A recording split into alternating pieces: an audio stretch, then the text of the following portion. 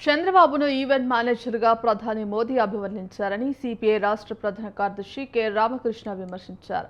ప్రకాశం జిల్లా దర్శిలో జరిగిన CPI party జిల్లా మహాసభలకు ముఖ్య అతిథిగా రామకృష్ణ పాల్గొన్నారు. ప్రధాని మోదీ మెప్పు కోసం భుజం మీద చేతులు వేయించుకునేందుకే చంద్రబాబు యోగాదా కార్యక్రమం నిర్వహించారని ఆరోపించారు. రాజధాని నిర్మాణం కోసం నిధులు తీసుకురాలేని చంద్రబాబు మోదీ చెప్పినట్టు ఆడుతున్నారని విమర్శించారు. రాష్ట్ర పాలన గాలికి వదిలేసి రఫా డైలాగులపై చంద్రబాబు దృష్టి సారించారన్నారు.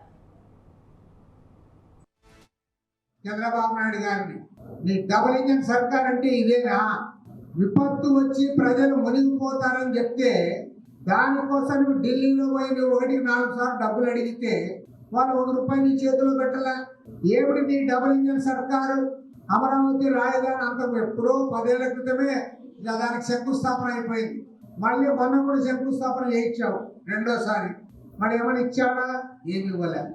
ఏం చేస్తున్నారప్ప చంద్రబాబు నాయుడు నరేంద్ర మోడీ అంటే, నరేంద్ర మోడీ గారు చంద్రబాబు నాయుడిని ఒక ఈవెంట్ మేనేజర్గా ఉపయోగించుకుంటున్నారు. ఒక ఈవెంట్ మేనేజర్. మనం ఈరోజు ఇక్కడ మహాసభ జరుపుకుంటున్నాము.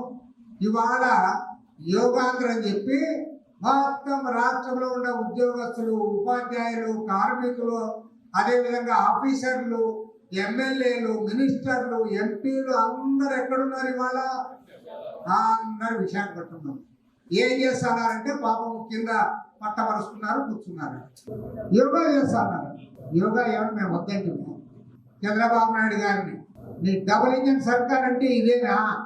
విపత్తు వచ్చి ప్రజలు మునిగిపోతారని చెప్తే దానికోసం నువ్వు ఢిల్లీలో పోయి నువ్వు 1-4 సార్లు డబ్బులు అడిగితే వాళ్ళు ₹1 నీ చేతిలో పెట్టలే. ఏమిటి